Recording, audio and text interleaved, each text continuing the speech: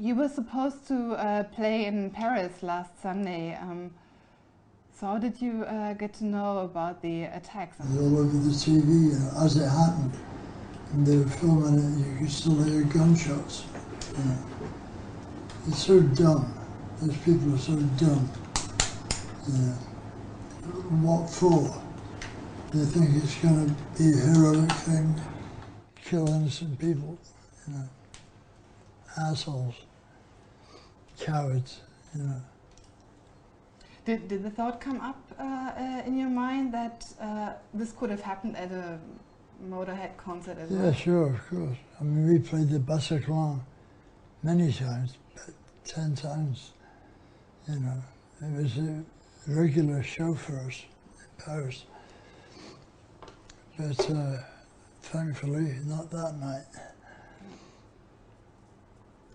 And was it clear for you that you're not going to play that weekend? Well, I didn't think they'd let us play. I mean, it was the day after, So the attack sort of came out of nowhere at that concert. Did that change anything for you? When No. you go on stage now? I would have gone on the day after. If they stop you, then they win. And they're not going to beat me. I do what I'm supposed to do. If the police cancel it, I can't do nothing about that. But we didn't cancel it, So you would have played and would continue playing? Yeah, fuck those people. They don't like rock and roll, and I don't like them. Right. But do you think we're more vulnerable now, or do you feel more vulnerable, something like that being able to happen? We've always been vulnerable, Every day you go out the house, you're vulnerable. You're inches from diving under a bus, somebody hitting you over the head for your money, nothing is safe. Everybody seems to be obsessed with safety, Well, nothing's safe, okay? Nothing. Make the most of it while you're safe now. You won't be tomorrow, maybe. So the French president is now talking of war, Well, and war is one of the themes also. You've got to see his point. He just had Pearl Harbor in his capital city. They declared war on him, not him on them. But would you, one of your topics and themes in your lyrics is war as well. Would you describe this situation as war? Well, it's difficult to think of another description. A bunch of guys running around in the capital city with, automatic weapons. Kill 137 people, what do you call it? It's not exactly fraternity, equality,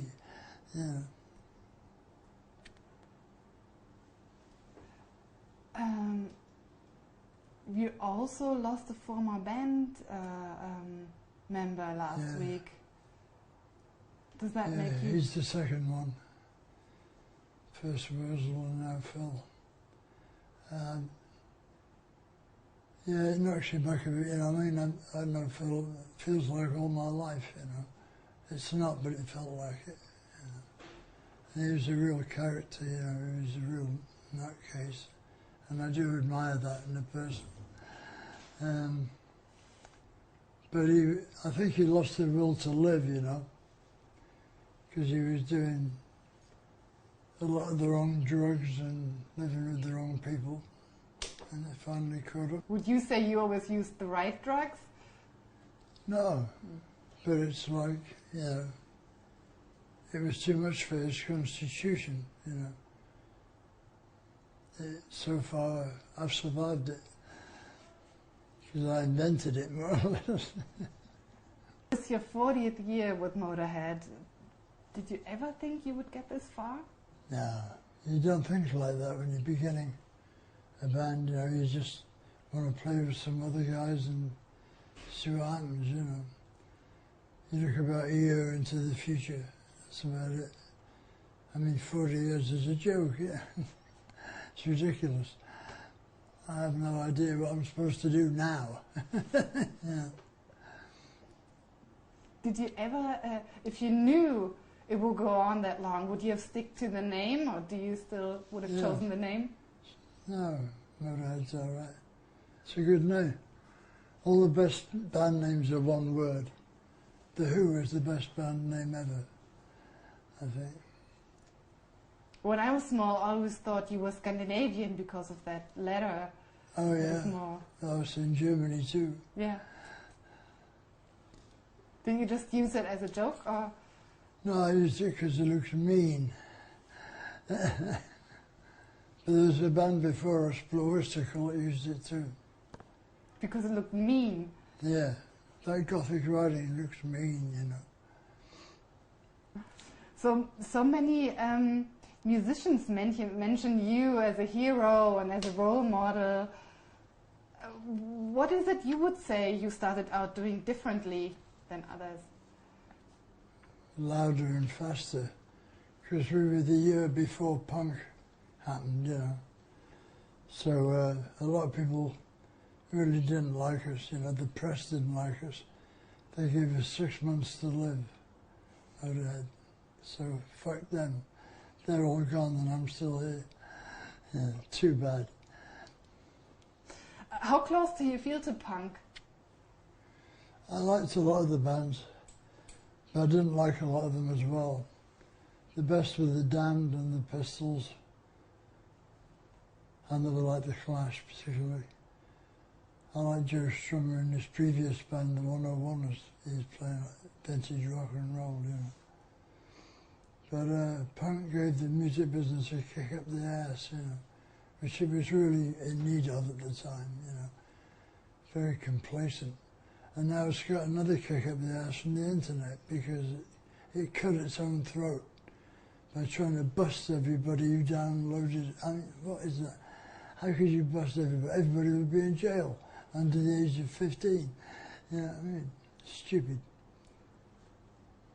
So you got the title Godfather of Heavy Metal? Yeah, I didn't. Do you feel yourself that way? No, of course not. It's ridiculous. We're not heavy metal anyway. We're a rock and roll band. You know. But even Metallica is calling you that. Yeah, I know. Well, Lars came to see us when we played LA. I don't know what year it was, 82 or something. And he came along and he said he was the leader of our West Coast fan club. And he had Cliff, the bass player with him. And we found out later they were the only two in it. And he got really drunk and threw up down himself and went home, yeah. The lyrics, you're writing them still? Yeah. Do you never get bored, or where do you take still new ideas? Yeah, then I write about something else, you know. I mean, there's plenty of scope for our sort of sound. War, death, and thwarted love, you know. There's always going to be plenty of that with the human race being what it is. You know, we can't resist killing each other. And injustice is another big thing with my lyrics. And there's always been plenty of that. How much Elvis and Little Richard would you say is in your music? Oh, plenty, you know. I mean, I used to have one of them hairstyles, you know, before my hair receded. Elvis was the one who showed us how to look, basically. I would say people like Carl Perkins, Little Richard taught us how to sound, and the Beatles taught us we could write our own songs. Do you hear your influence on others, in other music? A little bit on early Metallica, yeah. There's a lot, I mean, what are they called? Brazil, Max. What are they called? Sepultura was an early influence on them. But they don't stick with it, you know, they change. Because a lot of bands follow trends, you know, and it's fatal. because you can't please all the people all the time. You know? We don't play for you, we play for us. And if we like it, then we put it out. And if you like it as well, that's a bonus. But it's not necessary. Yeah. But do you think you don't want to change your music also? I don't want to change it too much. It's doing quite well at the moment. Someone said you told him that you knew the time before rock and roll. Yeah, sure. Sounds crazy. To you, Yeah. not to me. I mean, I was born in 45, you know. So when rock and roll came out, I was 10, 11 years old, you know. And I knew immediately, you know. Because I saw this guy on TV, who was it? Billy Fury. There's all these chicks trying to tear his clothes off. And I thought, that's a job for me, you know. 2 years ago, I had tickets to a concert that was cancelled because of your health. How do you feel about being able to perform now and still? Well, I'll do it as long as I can, you know. I mean, I'm 70 in December, so it's kind of ludicrous after that, I think. But I don't know, we'll see how I feel. And I learned in another documentary that you actually moved out of your apartment that was so legendary, full of stuff. Oh yeah, well I moved the stuff into another apartment. I got a condo at the end of the old street, so I've still got both places. So you're fascinated by military memorabilia and uniforms. What is your position on war then in the end? Well, war's stupid, you know. But as somebody once said, it's politics taken to its logical extreme.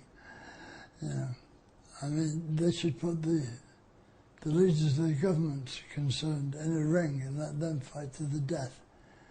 And then, you know, the winner wins. It doesn't need 2 million people to die for it, you know. War's obscene, you know.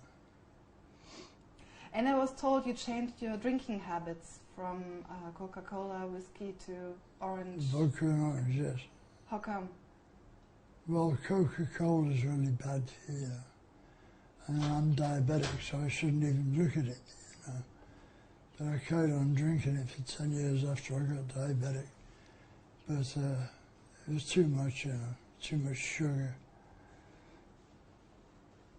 A friend of mine who's a big fan of you too, always has a big problem every Christmas to find people celebrating his birthday with him because his birthday is on Christmas Day.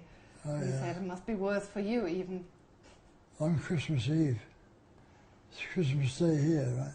Yeah, 24th. And even your own parents only give you one present for the two things, you know. Even your parents, you know, you'd think. Did you ever regret not getting married? No. Kind of I almost did a couple of times, but I never found a woman that could stop me looking at all the other women. So I'm not going to be false, you know. I'm not going to get married and run around. I think if you get married, you should be fucking married, you know. That's the story. I could never do that. Right.